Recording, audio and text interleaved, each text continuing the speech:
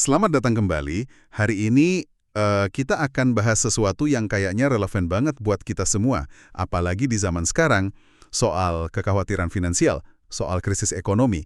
Tapi kita akan melihatnya lewat kacamata yang sangat spesifik. Sumber kita kali ini adalah Al-Quran. Jadi misinya adalah kita mau coba bongkar gimana sih sebuah kitab suci bisa menawarkan kerangka ketahanan gitu ya, baik secara batin maupun sosial, di tengah gejolak ekonomi. Yang langsung bikin saya penasaran pas lihat sumber-sumber ini tuh gagasan dasarnya. Di tengah ketidakpastian, inflasi, PHK di mana-mana, sumber ini justru mulai dengan klaim yang kedengarannya radikal banget, bahwa rezeki itu pada dasarnya adalah sebuah jaminan. Nah, ini kan langsung muncul pertanyaan ya, kalau dijamin kok jutaan orang masih menderita? Penjelasannya di mana nih? Nah, itu dia. Itu titik ketegangan utamanya. Dan Al-Quran membangun seluruh kerangkanya justru di sekitar situ. Jadi gini, gagasan jaminan itu fungsinya bukan janji kekayaan ya, tapi lebih sebagai fondasi psikologis. Tujuannya itu buat mengalihkan sumber cemas kita. Daripada kita terus-terusan nanya, gimana kalau nanti aku nggak punya apa-apa, fokusnya digeser ke keyakinan pada sang penjamin. Ah, oke. Jadi semacam jangkar mental gitu ya, di tengah badai. Persis, jangkar mental. Ini bukan soal bikin kita jadi pasif loh ya, tapi justru membebaskan kita dari rasa takut yang melumpuhkan. Dan untuk menegaskan poin ini, sumber kita pakai contoh yang, wah, ekstrim banget, hampir mengejutkan, untuk menunjukkan betapa seriusnya jaminan ini. Wala taqtulu auladakum khasyata imlaq, nahnu narzukuhum wa iyyakum. Itu dari surat Al-Isra ayat 31, yang artinya, dan janganlah kamu membunuh anak-anakmu karena takut miskin. Kamilah yang memberi rizki kepada mereka dan juga kepadamu. Coba perhatikan deh betapa kuatnya pernyataan ini. Al-Quran nggak cuma bilang, jangan khawatir atau positive thinking aja, enggak.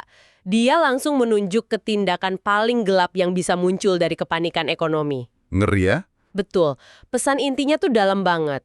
Rasa takutmu akan kekurangan, dalam kondisi apapun, nggak boleh mengalahkan moralitasmu. Kenapa? Karena sumber rezeki yang kamu takutkan itu sebenarnya di luar kendalimu. Ayat ini seolah bilang, fokus aja sama tanggung jawab moralmu, urusan rezeki serahkan padaku. Dengar juga mikir yang sama. Kalau rezeki itu dijamin, kenapa di lapangan kita lihat ada yang lapang, ada yang sempit? Ketidaksetaraan itu gimana penjelasannya? Tentu, dan Al-Quran nggak menghindar dari pertanyaan itu. Nah, disinilah nuansanya mulai kelihatan. Janji jaminan itu langsung diseimbangkan dengan realita variasi. Jaminan rezeki itu bukan berarti jumlahnya sama rata atau statis. Ada ayat lain yang jadi penyeimbangnya. Awalam ya'lamu annallaha yabsutur rizqa liman yasha'u wa yaqdir, inna fi dzalika laayatil liqaumi yu'minun. Ini dari surat Az-Zumar ayat 52. Dan tidakkah mereka mengetahui bahwa Allah melapangkan rezeki bagi siapa yang Dia kehendaki, dan Dia pula yang menyempitkan? Sesungguhnya pada yang demikian itu terdapat tanda-tanda kekuasaan Allah bagi kaum yang beriman. Nah, ayat ini kuncinya. Ini mengubah percakapan kita. Dari yang tadinya, apakah saya bakal dapat rezeki? Jadi apa ya tujuan dibalik kadar rezeki saya sekarang? Mau itu lagi lapang atau lagi sempit? Jadi ada tujuannya. Betul. Kondisi ekonomi kita, menurut perspektif ini, bukan kebetulan. Jadi kalau kita lagi ngalamin penyempitan atau kesulitan, itu langsung membawa kita ke pertanyaan selanjutnya, tujuannya apa? Jadi kalau kita lagi susah secara ekonomi, itu bukan sekedar nasib buruk atau kita gagal. Sumber-sumber ini melihatnya sebagai instrumen gitu ya, semacam tes ketahanan spiritual. Tepat sekali. Al-Quran secara eksplisit memposisikan kesulitan itu sebagai, ya, bagian dari kurikulum kehidupan. Semacam laboratorium untuk menguji kualitas batin kita, iman, sabar, empati. Jadi pertanyaannya bukan apakah ujiannya akan datang, tapi bagaimana kita meresponsnya. Persis, krisis ekonomi itu salah satu bentuk ujian yang paling umum. Dan sumber kita spesifik banget loh soal bentuk-bentuk ujiannya ini. Kayak silabus aja. Betul, dalam surat Al-Baqarah ayat 155 disebutin dengan jelas. وَلَنَبْلُوَنَّكُمْ بِشَيْءٍ مِّنَ الْخَوْفِ وَالْجُوعِ وَنَقْصٍ مِّنَ الْأَمْوَالِ وَالْأَنفُسِ وَالثَّمَرَاتِ وَبَشِّرِ الصَّابِرِينَ. Artinya, dan kami pasti akan menguji kamu dengan sedikit ketakutan, kelaparan, kekurangan harta, jiwa, dan buah-buahan. Dan sampaikanlah kabar gembira kepada orang-orang yang sabar. Wah, daftar itu ketakutan, kelaparan, kehilangan aset, itu kan ya definisi resesi pribadi ya. Yang menarik buat saya itu, ayat ini seolah-olah menormalkan penderitaan itu. Nggak dibilang kalau kamu orang baik, ini nggak akan terjadi. Justru sebaliknya, ini pasti akan terjadi. Jadi kayak menghilangkan stigma gagal gitu ya. Dan yang paling penting, Al-Quran itu nggak pernah ngasih masalah tanpa ngasih solusi di kalimat yang sama. Kuncinya buat lulus dari ujian ini, seperti disebut di akhir ayat, adalah sabar. Sabar. Tapi sabar di sini bukan pasrah pasif ya, ini tuh ketahanan aktif. Kemampuan untuk bertahan, nggak panik, tetap pegang prinsip. Ini solusi di tingkat individu, di level mikro. Oke, ini kerangka berpikir yang kuat buat individu. Tapi ada risikonya juga kan, kalau penekanannya cuma ke sabar, nanti bisa dipakai buat menjustifikasi sistem yang nggak adil. Oh, sabar aja, padahal masalahnya di struktur. Gimana sumber-sumber ini menjawab itu? Nah, Anda menyentuh jantung dari filsafat ekonomi Al-Quran. Ini bukan cuma soal kesalehan pribadi. Ini cetak biru buat masyarakat. Ketahanan individu harus didukung sama keadilan sosial. Jadi, kerangka ekonomi makronya itu berdiri di atas dua pilar utama. Sirkulasi kekayaan dan pemberantasan eksploitasi. Oke, kita bedah satu-satu. Sirkulasi kekayaan. Mungkin kita mikirnya zakat itu ya sedekah biasa. Tapi dari yang saya baca, perannya jauh lebih fundamental ya. Kayak mekanisme stabilitas ekonomi. Tepat sekali, zakat dalam kerangka ini bukan donasi sukarela, tapi hak bagi yang miskin dan kewajiban sistemik bagi yang mampu. Tujuannya yaitu mencegah harta itu cuma muter di kalangan atas saja. Biar ngalir ke bawah juga. Betul, bayangkan ekonomi itu tubuh manusia. Zakat dan infak itu jantungnya yang mompa darah ke semua organ, biar nggak ada yang mati. Ini sistem redistribusi yang terpasang langsung ke dalam kerangka spiritualnya. Dan ada janji spesifik yang nempel di tindakan ini. Bukan cuma pahala di akhirat, tapi juga hasil psikologis di dunia ini. Benar. Di surat Al-Baqarah ayat 277 disebutkan, Innalladzina amanu wa amilus solihati wa aqamus solata wa atauz zakata lahum ajruhum inda rabbihim wa la khawfun alaihim wa la hum yahzanun. Artinya, sesungguhnya orang-orang yang beriman, mengerjakan kebajikan, melaksanakan solat, dan menunaikan zakat, mereka mendapat pahala di sisi Tuhannya. Tidak ada rasa takut pada mereka dan mereka tidak bersedih hati. Tidak ada rasa takut pada mereka dan mereka tidak bersedih hati. Wow, jadi dengan kita ngelepasin sebagian harta lewat zakat, kita justru lagi ngebebasin diri kita dari rasa cemas yang nempel sama harta itu sendiri. Keamanan sejati itu bukan dari menimbun, tapi dari berbagi, gitu ya? Tepat.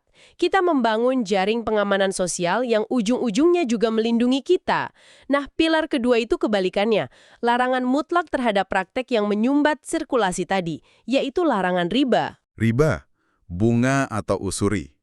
Kalau lagi krisis, ini jadi relevan banget ya. Riba kan seringnya tumbuh subur justru pas orang lagi paling rentan. Dan Al-Quran menghadapkannya secara kontras banget. Di satu sisi, ada jual beli yang sah. Surat Al-Baqarah 275 bilang, wa ahallallahul bai'a wa harramar riba. Allah telah menghalalkan jual beli dan mengharamkan riba. Nah, itu transaksi yang produktif. Di sisi lain, riba itu ekstraktif. Terus ayat berikutnya ngejelasin, yamhaqullahu riba wa yurbis sadaqat. Allah memusnahkan riba dan menyuburkan sedekah. Kata memusnahkan dan menyuburkan itu kuat banget ya. Ini bukan cuma halal haram, tapi soal tumbuh atau hancur. Persis. Gini deh analoginya. Bayangkan sebuah ekosistem. Sedekah itu kayak hujan dan pupuk. Dia nyuburin tanah, bikin semua tumbuh. Riba, sebaliknya, itu kayak tanaman parasit. Dia mungkin tumbuh gede dan cepat, tapi dengan cara nyedot kehidupan dari sekitarnya. Yang akhirnya hancur semua, termasuk dirinya sendiri. Jadi riba itu digambarkan sebagai sistem yang rapuh. Jadi, prinsip ini berlaku juga buat etika bisnis sehari-hari ya, bukan cuma sistem perbankan? Tentu. Fondasinya itu keadilan dan kerelaan. Surat An-Nisa ayat 29 bilang, La ta'kulu amwalakum bainakum bil batili illa antakuna tijaratan antaradin minkum. Artinya, jangan makan harta sesama dengan cara yang batil, kecuali lewat perniagaan yang saling ridho. Suka sama suka. Betul. Jadi meskipun lagi susah, nggak ada pembenaran buat curang, naikin harga gila-gilaan, atau manfaatin kepanikan orang. Oke, jadi gambaran lengkapnya udah mulai kebentuk nih. Di level mikro, ada mindset ketahanan batin. Sabar, yakin. Di level makro, ada kerangka sosial yang adil. Tapi katakanlah kita udah lakuin semua itu. Sabar, zakat, jujur. Tapi kok situasinya masih sulit? Pintu masih ketutup. Ada janji terakhir nggak? Semacam jalan keluar pamungkasnya gitu. Ada. Dan ini puncaknya, di mana dimensi spiritual dan material itu ketemu. Ini terkait dengan konsep takwa. Takwa. Sering diterjemahkan takut akan Tuhan. Tapi makna dalamnya, itu kesadaran akan Tuhan yang kelihatan dari integritas moral kita. Takwa itu ya pas kita jalanin semua prinsip tadi, sabar, adil, dermawan, bahkan pas nggak ada yang lihat, dan pas rasanya susah banget. Dan buat mereka yang bisa mencapai level integritas ini, ada janji yang kuat banget. Ada satu rangkaian ayat yang seolah jadi rangkuman semuanya. Betul, ini dari surat At-Talaq, ayat 2 dan 3.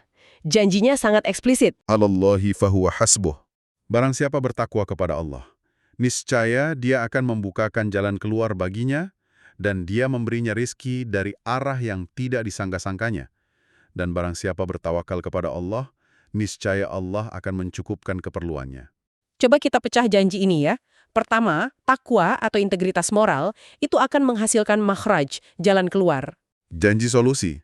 Betul. Terus, bukan cuma jalan keluar, tapi juga rizki dari arah yang tidak disangka-sangka. Ini kan kena banget buat orang yang ngerasa semua pintu logis udah ketutup. Benar. Bayangin pengusaha kecil di ambang bangkrut. Dia punya pilihan, mau curang nurunin kualitas diam-diam, atau tetap jujur meski rugi. Ayat ini seolah bilang, dengan milih jujur itu takwa, nanti bisa ada pintu yang kebuka yang nggak pernah dia bayangin sebelumnya. Terus, bagian terakhir soal tawakal. Berserah diri. Bedanya apa sama pasrah yang pasif? Nah, ini bedanya krusial banget. Tawakal itu bukan tindakan pertama, tapi terakhir. Ini penyerahan diri yang datang setelah kita melakukan semua yang kita bisa. Kerja keras, sabar, dan yang paling penting, jaga integritas. Takwa. Jadi setelah ikhtiar maksimal ya? Betul. Setelah kita melakukan bagian kita dengan benar, baru kita bisa dengan tenang melepas hasilnya pada Tuhan, dengan yakin bahwa Dia akan mencukupkan. Ini perpaduan sempurna antara usaha dan iman. Jadi kalau kita rangkum nih buat Anda, perspektif Al-Quran soal rezeki di masa krisis ini, ternyata jauh lebih dari sekedar berdoa dan menunggu ya. Ini sebuah sistem operasi yang komprehensif. Betul, mulai dari ngurusin benteng pertahanan batin kita dulu, keyakinan bahwa kesulitan itu ujian bukan kegagalan.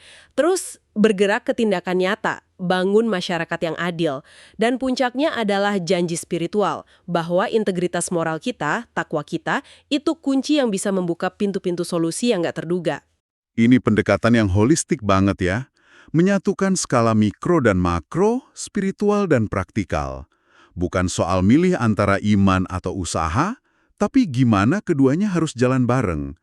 Kita udah bahas gimana Al-Quran menganjurkan untuk berbagi dan menghindari eksploitasi selama krisis. Ini ninggalin kita dengan satu pemikiran terakhir deh untuk Anda renungkan. Gimana kalau sebuah masyarakat secara konsisten menerapkan prinsip-prinsip sirkulasi kekayaan dan etika ekonomi ini?